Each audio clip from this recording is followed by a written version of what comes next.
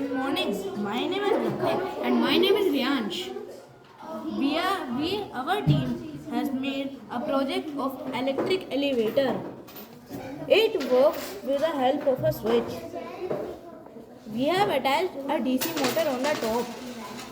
The DC motor is attached with a string. That string is connected to a elevator box, and the DC motor pulls up the elevator box. And the direction is also shown